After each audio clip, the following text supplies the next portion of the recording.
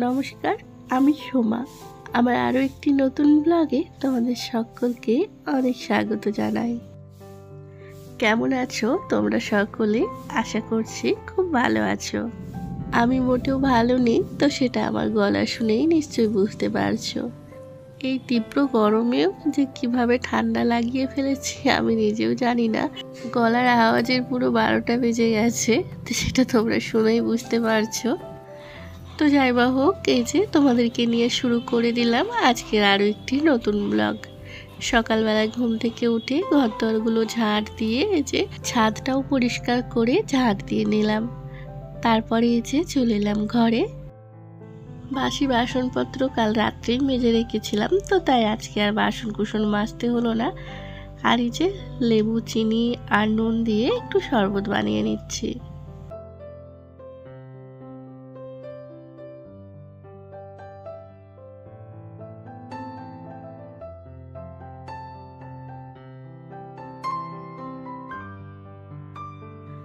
সকালে খালি পেটের ওষুধটা খেয়ে শরবত খেয়ে যে জলখাবার বানিয়ে নিচ্ছি।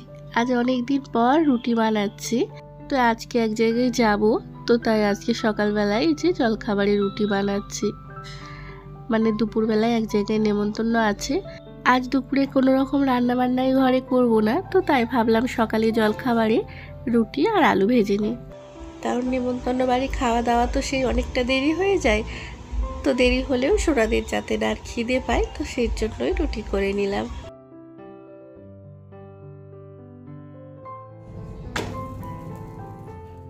আর এই তো রুটি বানিয়ে নিয়ে গিয়েছিলাম নিচুই।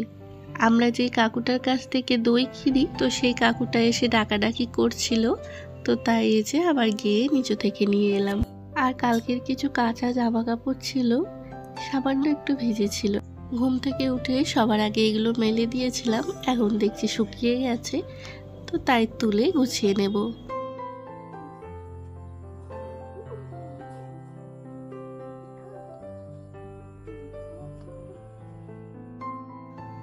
আর এই তো স্নান সেরে পুজো দিয়ে সকালের জলখাবার খেয়ে নিলাম। খেয়ে দিয়ে যে রেডি হচ্ছি। বললাম না তখন যে আজকে এক জায়গায় যাওয়ার আছে, তোমাদের দাদা ভাইয়ের এক পরিচিত, তো ওনাদের বাড়িতে আজ মাতা রানীর পুজো আছে। তো ওই পুজোর উপলক্ষেই নিমন্ত্রণটা দিয়েছে, তো তাই আর কোনো জামা টামা পরলাম না, পুজো বাড়িতে যাচ্ছি বলে কথা, তো তাই একটা শাড়ি পরে ফেললাম। আর এই তো চলে এসেছি যেখানে আসার কথা বলছিলাম। এসেই এই যে প্রথমেই ঠাকুর দর্শন করে নিলাম। সবাই এখানে এক এক করে এই যে নমস্কার করছে, তো তাই আমরাও করলাম।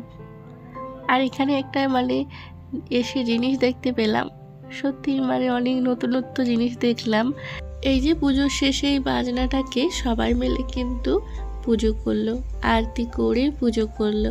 তো তারপরে এই বাজনাটা দিয়ে সবাই মাতা রানীর গান করলো। আমাদের যেমন কীর্তন হয়, তো ঠিক তেমনি। তো খুবই ভালো লাগলো, নতুনত্ব জিনিস দেখলাম একটা। ভিন্ন ভিন্ন জায়গায় ভিন্ন ভিন্ন পুজোর নিয়ম শৃঙ্খলা আবদ্ধ থাকে।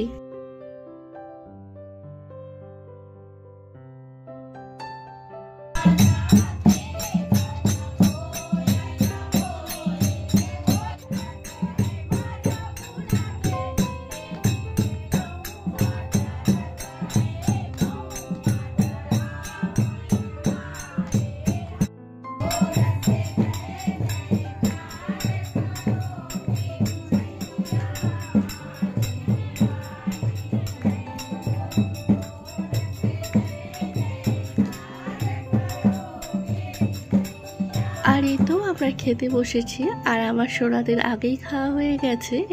এখানে যত কটা বাচ্চা মেয়ে ছিল সবাইকে বেশ ঠাকুরের মতন করে পুজো করে খেতে দিল। এমনকি মেয়েগুলোর পাও ধুইয়ে দিল, তারপরে কাচের চুড়ি পরালো, মাথায় চূর্ণি বেঁধে দিল, আবার 100 টাকা করে গিফটও দিল, নিজের ইচ্ছা মতো কিছু জিনিস কেনার জন্য। তো আজকে ভীষণ ভালো গেল দিনটা। পুজোর ওখানে গিয়ে অনেক কিছু নতুনত্ব জিনিসও দেখলাম। আর এই তো দেখো বাড়ি এসে বাজারে গিয়েছিলাম তোমাদের দাদা ভাই আর আমি। বাজার থেকে অনেক রকম সবজি কিনে নিয়ে এসেছি, গুছবো। তো তার আগে গরমে এই যে চুড়িদারটা পরেছি, এটা আগে চেঞ্জ করে আসি।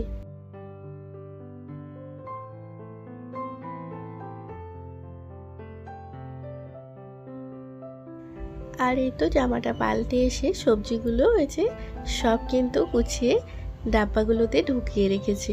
আমি এইভাবে ডাব্বার মধ্যে রেখেই বেশিরভাগই সবজি রাখি, মানে এতে খুব একটা সবজি নষ্ট হয়ে যায় না, তো সেই কারণে। আর এতে কি হয়, মানে ফ্রিজটা অগোছালোও দেখায় না, বেশ গোছালো গোছালোই লাগে এই কোটো কাটাগুলোই সবজি গুছিয়ে গাছিয়ে রাখলে।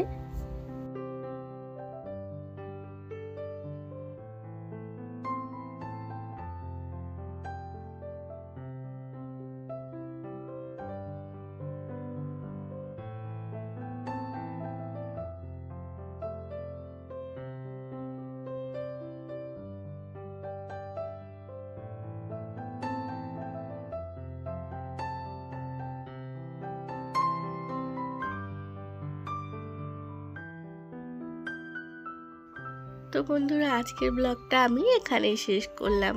আর বেশি বড় করব না, এমনিতেই কথা বেশি মানে বলতেই পারছি না, তো সেই কারণে ব্লগটা আর বাড়াবো না। ছোট্ট করে একটা ব্লগ দিলাম তোমাদের।